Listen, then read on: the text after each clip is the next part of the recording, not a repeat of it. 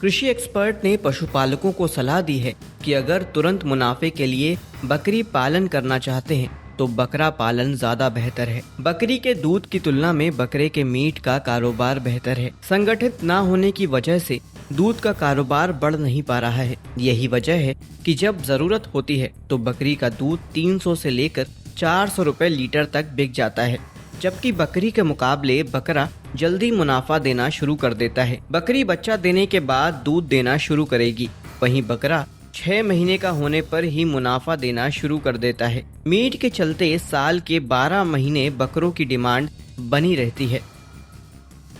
कृषि और किसान कल्याण मंत्रालय ने 78वें स्वतंत्रता दिवस के मौके पर AI तकनीक से लैस कीट मैनेजमेंट सिस्टम लॉन्च किया। यह डिजिटल पहल समय पर और सटीक कीट प्रबंधन सलाह देने के लिए आर्टिफिशियल इंटेलिजेंस यानी कि AI और मशीन लर्निंग यानी कि ML जैसी आधुनिक तकनीकों से लैस है।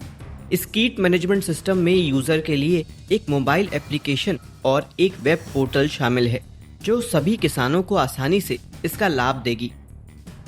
IIT इंदौर ने 2 नए मोबाइल एप्लीकेशन विकसित किए हैं। कृषि सेवा और क्रॉप डॉक्टर नाम का ये ऐप किसानों को उनकी फसलों का अधिक प्रभावी ढंग से प्रबंधन करने में मदद करने के लिए डिजाइन किया गया है। कृषि सेवा और क्रॉप डॉक्टर मोबाइल ऐप किसानों को फसल के स्वास्थ्य का निदान और प्रबंधन करने में मदद करने के लिए डिजाइन किए गए हैं। कृषि विशेषज्ञ मौसम के लिहाज से लहसुन की 4 किस्मों को सही बता रहे हैं। किसान भाई अगर अभी इसे लगाएं तो ठंड तक फसल तैयार हो सकती है। इनमें यमुना सफेद 4 यानी कि G323, यमुना सफेद 1 G1, यमुना सफेद 2 यानी कि G50, यमुना सफेद 3 यानी कि G282 प्रमुख हैं। इस किस्म के कंद सफेद रंग के होते हैं, साथ ही इसके लहसुन बड़े आकार के होते हैं। इसकी क्लोव का रंग सफेद और कली क्रीम रंग की होती है। इसके एक फल में 18 से 23 शल्क होते हैं। ये फसल 165 से 175 दिनों में तैयार हो जाती है।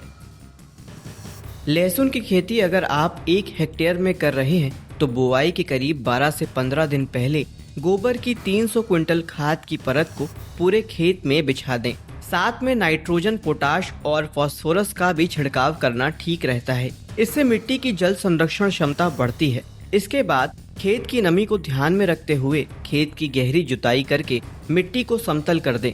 इसके बाद इसे रोपने के कई तरीके होते हैं, लेकिन सामान्य तौर पर करीब 4 फुट लंबी और 8 सेंटीमीटर चौड़ी क्यारियां पूरे खेत पर बनाकर लहसुन की एक कलियों की रोपाई कर सकते हैं।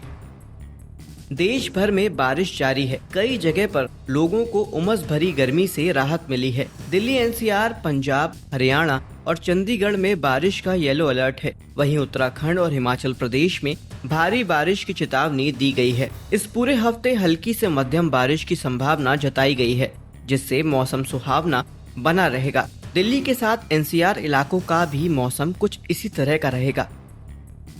आने वाले दिनों में भी दिल्ली, NCR के आसपास भारी बारिश हो सकती है।